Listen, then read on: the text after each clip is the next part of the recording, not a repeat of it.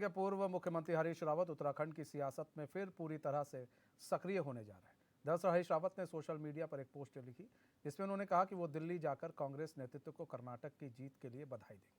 हरीश रावत के अनुसार ये उनका सियासी उद्देश्य से दिल्ली का लगभग अंतिम प्रवास होगा। इसके बाद वो अपने जीवन की शेष शक्ति उत्तराखंड में कांग्रेस को वापस सत्ता में लाने में लगाना चाहते हैं। उनका कहना है कि 2017 में उनके नेतृत्व में ही उत्तराखंड में कांग्रेस की हार हुई। ऐसे में अगर कांग्रेस का नुकसान हुआ है तो उसकी भरपाई का प्रयास उन्हें ही करना चाहिए।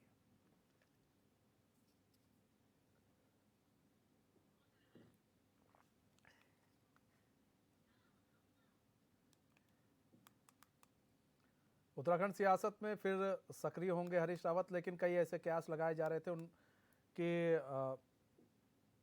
दिल्ली जाने के बाद वो उन्होंने कहा था कि उनका आखिरी प्रवास होगा और वो जो है अब कहीं ना कहीं राजनीतिक जीवन से संन्यास ले लेंगे। लेकिन इस पोस्ट ने फिर से ये साबित कर दिया कि उत्तराखंड की राजनीति में इस बार एक बार फिर से सक्रिय होंगे लोकसभा चुनाव को देखते हुए, और पूरी मजबूती के साथ लोकसभा का चुनाव जो है अपने जितने भी कार्यकर्ता हैं, नेता हैं, उनको साथ लेकर चलेंगे और लड़ाई लड़ेंगे।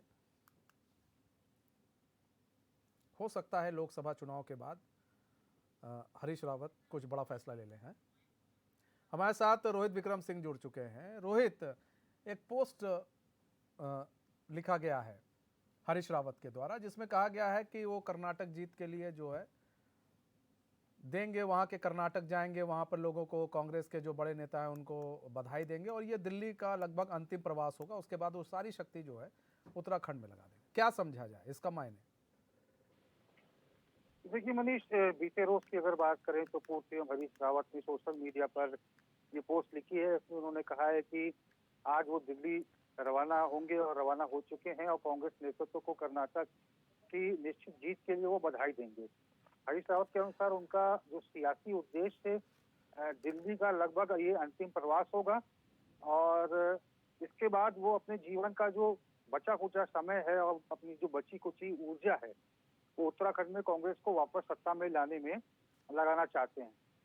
हरीश रावत के अनुसार 2017 में उनके संपूर्ण नेतृत्व में ही उत्तराखंड में कांग्रेस की हार हुई थी और ऐसे में उनका कहना है कि यदि कांग्रेस को नुकसान हुआ है तो उसकी भरपाई का प्रयास उन्हें ही करना चाहिए।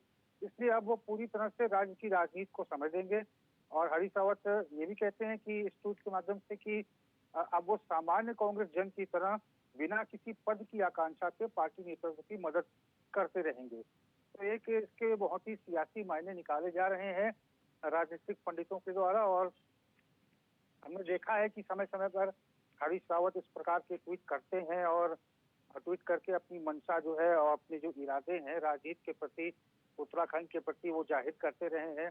और इसके पहले भी हमने देखा है कि बहुत बड़े बड़े महाधिवेशन हुए, चाहे छत्तीसगढ़ की हम बात करें, राजस्थान की बात करें, वहां पर भी हरीश रावत रहे, महत्वपूर्ण पदों पर रहे, स्क्रीनिंग कमेटी में उन्हें शामिल किया गया और हरीश रावत एआईसीसी के महासचिव रह चुके हैं और पंजाब के प्रभारी रह चुके हैं। एक राष्ट्रीय स्तर के चेहरे हैं उत्तराखंड में, बड़े सबसे बड़े नेताओं में उनका नाम शुमार है, कांग्रेस के बड़े नेता हैं। तो निश्चित तौर पर लोकसभा का चुनाव बहुत महत्वपूर्ण है और इसको लेकर कहीं ना कहीं वो हरिद्वार से ताल भी ठोकना चाह रहे हैं और इसको लेकर हरिद्वार में लगातार वो रैकी भी कर रहे हैं। कुछ दिनों पहले हमने देखा था कि हरिद्वार में एक हैंडपंप पे हरीश रावत नहा रहे थे और इसका एक सीधा सा मैसेज है कि वो आम जन से जुड़ना चाहते हैं और आम जन का आशीर्वाद पाकर हरिद्वार की सीट जो है वो जीतना चाहते हैं। और संभवतः ये जो दिल्ली का जो दौरा है ये इस मामले में बहुत महत्वपूर्ण हो जाता है कि हरीश रावत कहीं ना कहीं हाईकमान से अपनी इच्छा भी जताना चाहते हैं कि वो हरिद्वार सीट से बतौर प्रत्याशी हाईकमान उनको उतारे। तो ये तमाम चीजें हैं। अब हरीश रावत लौट के आते हैं तो उनसे जब मुलाकात होगी तो उनसे पूछा जाएगा निश्चित तौर पर कि हाईकमान से क्या कुछ बात हुई है, उत्तराखंड में आप किस तरह से आप सक्रिय रहेंगे, बिना किसी लालच के या बिना किसी भेदभाव के आप आम कांग्रेस जन की तरह कैसे काम करेंगे। ये एक बड़ा यक्ष प्रश्न है और जब हरीश रावत उत्तराखंड देहरादून लौटेंगे तो निश्चित तौर पर ये सवाल जो है उनके सामने खड़ा रहेगा और तमाम जो कांग्रेस जन है उनका भी यही मानना है कि हरीश रावत चूंकि उत्तराखंड के बड़े नेता हैं, राष्ट्रीय स्तर के नेता हैं और अगर वो उत्तराखंड के कांग्रेस की राजनीति में सक्रिय रहेंगे तो निश्चित तौर पर उत्तराखंड के तमाम चुनाव में कांग्रेस को इसका फायदा होगा। नहीं, कांग्रेस को फायदा होगा, लेकिन क्या समझा जाए कि एक अगर लोकसभा चुनाव के बाद जो हरदा है वो क्या राजनीतिक जो जीवन है उससे संन्यास ले सकते हैं? क्योंकि जिस तरह से उनके पोस्ट आ रहे हैं और जिस तरह से उन्होंने कहा कि मेरे समय में यहाँ पर चीज़ें खराब हुई, हम लोग हारे हैं, हम लोग का कांग्रेस बहुत पीछे चली गई है, ऐसे में लोकसभा चुनाव तक वो ऐसा तो नहीं है कि वो मजबूती से चुनाव लड़वाएंगे उसके बाद फिर जो है राजनीतिक संन्यास भी ले लें, क्योंकि ऐसे कयास कई लगाए जा रहे हैं। देखिए मनीष, हरीश रावत की अगर बात करें तो हरीश रावत मजे हुए खिलाड़ी हैं और इसके पहले भी 2022 का जब चुनाव संपन्न हुआ था उसके बाद भी इन्होंने एक ट्वीट किया था जिसमें संन्यास की बात सामने आई थी।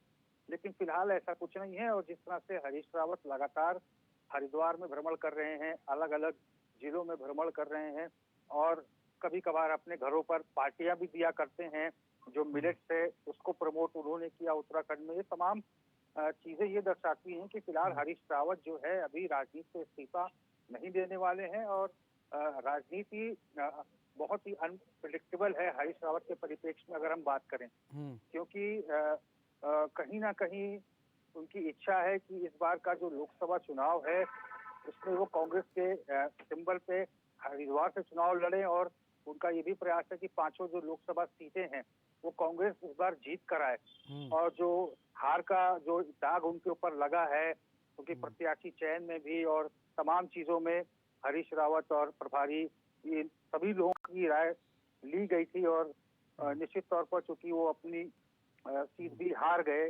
तो ये कहीं ना कहीं हरीश रावत मानते हैं कि एक बड़ा चेहरा होने के नाते अगर मैं बतौर स्टार ठीक है, रोहित बने रहिए हमारे साथ। तो सुनीता विद्यार्थी हमारे साथ जुड़ चुके हैं, बीजेपी प्रवक्ता है। सुनीता जी, स्वागत है चैनल में आपका।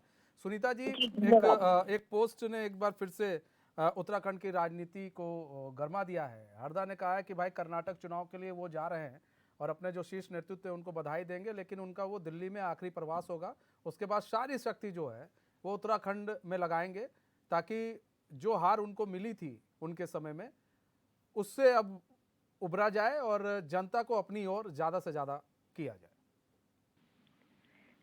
जी देखिए, ऐसा है, हरीश रावत जी कर्नाटक को लेकर बहुत ज्यादा उत्साहित हैं और जिस प्रकार से उन्होंने अपने वक्तव्य में कहा है कि जो दिल्ली का दौरा है उनका राजनीतिक दौरा अंतिम प्रवास होगा, तो ये किसी को भी हजम इसलिए नहीं हो रहा है कि जहां छोटी छोटी बातों पे ये लोग लड़ते हैं उस चीज तक के लिए इनको दिल्ली जाना पड़ता है और अलग अलग इनको हाजिरियां देनी पड़ती हैं।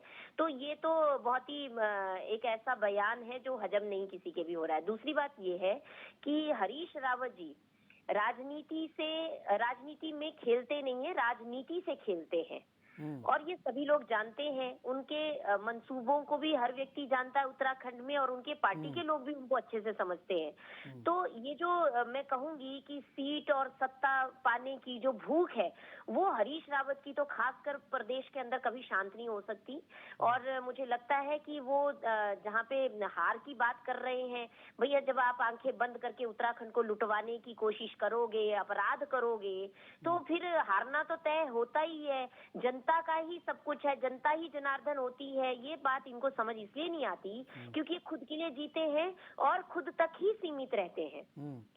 तो मुझे लगता है कि हरदा की बात को अब लोगों को सीरियसली नहीं लेना चाहिए। वो संन्यास लें, वो ना ले, वो हटखेलियां करते रहें, कभी तो उनका लक्ष्य उत्तराखंडियत हो जाता है और अब दूसरे ही दिन वो राजनीति से संन्यास लेने की बात करते हैं। सेवा तो किसी भी तरह से। सुनीता जी बने रहे हमारे साथ। मथुरा दत्त जोशी भी जुड़ चुके हैं, कांग्रेस के लीडर हैं। मथुरा दत्त जोशी जी, स्वागत है एचएनएन में आपका।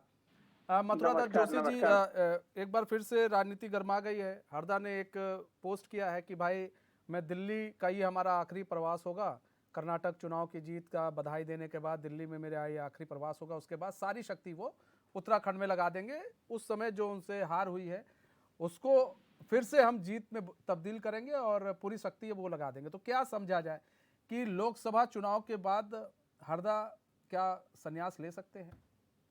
कम लोग ऐसे होते हैं जो राजनीति के यथार्थ को स्वीकार करते हैं। राजनीति में अगर कभी कोई बात होती है, घटनाएं घटती हैं, घटनाओं के लिए कौन जिम्मेदार है उसको स्वीकार करते हैं। वो उनमें से एक हरीश रावत जी भी है। उन्होंने कहा है ठीक है 2017 की हार है, 2022 की हार है, वो हमारे नेता रहे हैं, नेता हैं हमारे वो। 2017 में भी उनके नेतृत्व में चुनाव लड़ा गया, 2022 में वो वरिष्ठतम नेता यहाँ के रहे हैं, चुनाव अभियान समिति के अध्यक्ष। उन्होंने कहा है कि जो भी कमियां रही होंगी उसको हम दूर करेंगे और अब मेरा ध्यान उत्तराखंड में ज्यादा फोकस रहेगा। उत्तराखंड में रहेंगे, इसका मतलब कोई अंतिम हार जो क्या होती है, अगर हार हो भी गई अंतिम नहीं माना जाता। राजनीति में अगर व्यक्ति हार को, लोकतंत्र है, हार के भी जीते हुए हरीश रावत जी, जितनी लोकप्रियता उनकी है, जितनी स्वीकार्यता इस प्रदेश में उनकी है, बताइए भारतीय जनता पार्टी में कोई नेता है उनके मुकाबले जरा खड़ा हो जाए, वो खड़े हो जाए और भाजपा के नेता को खड़ा कर दीजिए, किसके समर्थक ज्यादा होते हैं, किसके प्रशंसक ज्यादा होते हैं, ये आपको वहीं पे दिख जाएगा सब जगह। हरीश रावत तो अपने आप में एक इंस्टीट्यूशन है, अपने आप में राजनीति की बहुत बड़ी शख्सियत है राजनीति। उनका अपना संघर्ष है इतने जीवन का, चुनाव में हारना और जीतना लगा रहता है। चुनाव हारने से कोई राजनीति में समाप्त नहीं होता है, और हारने के बाद जो स्वीकार करे, हाँ मेरे से हार होगी, मैं अपनी गलती को स्वीकार करता हूँ और जो गलती होगी उसमें सुधार करूंगा, आगे बढ़ूंगा, ये अगर जिस पर लालसा है तो वो तो सदाबहार है, सब दिन नौजवान है, सब दिन जिंदा दिल है।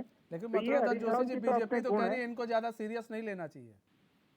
अब देखिए वो उनकी भावना हो सकती है, हम तो किसी को भी नहीं कहते हैं कि सीरियस नहीं लेना चाहिए। हमने तो कभी नहीं कहा कि प्रधानमंत्री क्या बोल देते हैं, हमने कभी नहीं कहा प्रधानमंत्री को सीरियसली मत लो।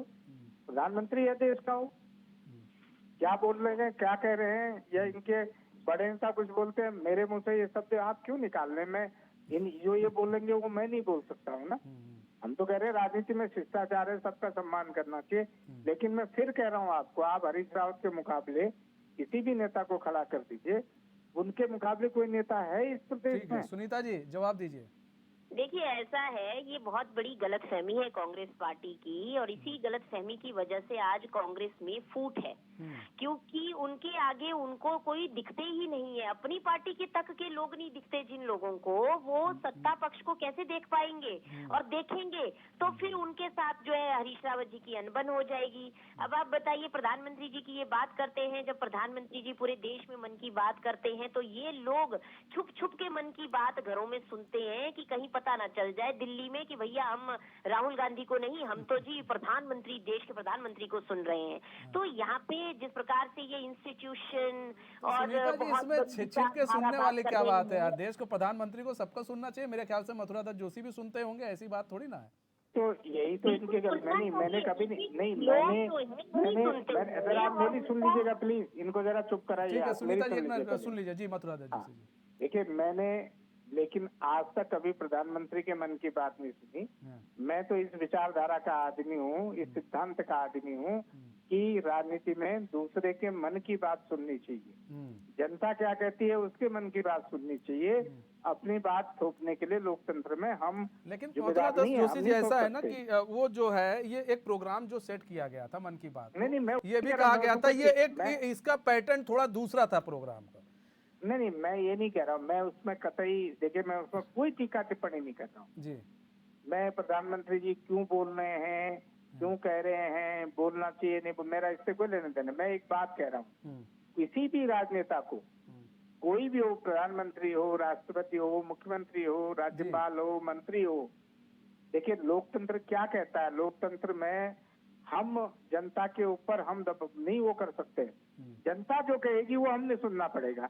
लोकतंत्र ये कहता है, हमारा संविधान ये कहता है। हम कौन होते हैं जनता को अपने मन की बात सुनाने वाले भाई? हम जनता को जबरदस्ती कहेंगे आप हमारी मेरी मन की बात सुनो? क्यों सुनो मेरी मन की बात भाई? जनता जो सुनाएगी वो मुझे सुनना पड़ेगा अगर मैं नेता हूँ। सुनीता जी 10 सेकंड मैडम, जल्दी से। हाँ देखिए ऐसा है, हरीश रावत जी ने अपनी गलती स्वीकारी है। अभी हरीश रावत जी में लेके बताइए, बात हो रही प्रधानमंत्री की, हरीश रावत जी लेके। अब आप सुन लीजिए और भाजपा को तो हरीश रावत का फूलिया है, तो अब हरीश रावत का जो नेता है उससे भाजपा के लोग, छोटे बड़े नेता बहुत परेशान है। ठीक है, चलिए बहुत बहुत धन्यवाद दोनों मेहमानों को हमारे साथ जुड़ने के लिए और अपना बहुमूल्य समय देने के लिए।